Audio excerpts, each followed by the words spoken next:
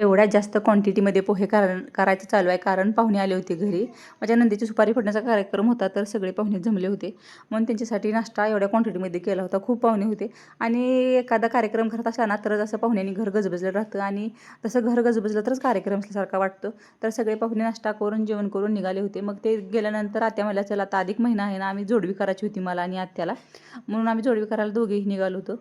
आणि आपल्याकडे किती पैसे असले ना, पण नवऱ्याकडून जे पैसे घेण्यात मजा आहे ना, ती आपल्याकडे असणारे पैसे खर्चण्यात नाही आहे. मी त्यांच्याकडून पैसे घेतले आणि आम्ही गेलो जोडवी करण्यासाठी.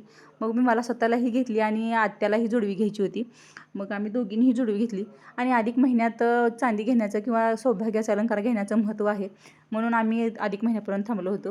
तर आता मार्केटमध्ये आलोच आहे, तर आत्या म्हणल्या, "आपण भाजीपाला पण घेऊ." मला ते भाजीपाल्यातलं काय समजत नाही आणि मी जेव्हा घेऊन येते ना, तेव्हा आत्या मला नाव ठेवतात, "तुला काही भाज्यातलं कळत नाही, तू कसल्या भाज्या आणते?" मग आत्या म्हणलं, "तुम्हीच घ्या. तुम्हाला जसं कळतं ना तसं घ्या. परत मला नाव ठेवू नका."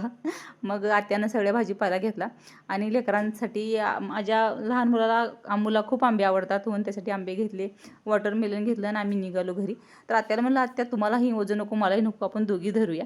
आणि आम्ही निघालो. परत आम्ही रिक्षात बसून घरी निघालो आणि घरी आल्यावर माझ्या मुलांना मी घेऊन गेले नव्हते, तर ते माझी वाट बघत बसले होते असे आणि रडत होते. परत आल्यानंतर त्यांनी मला जो त्रास दिला आहे, मला सोडून का गेली म्हणून मला असा त्रास देत होता. तर आपली आई सोडून गेलेली आपल्यालाही आवडत नव्हतं ना, मलाही आवडत नव्हतं. लहानपणी माझी आई कुठं सोडून गेली ना, मलाही असाच त्रास व्हायचा. कसा वाटला व्हिडिओ नक्की सांगा. Thank you so much.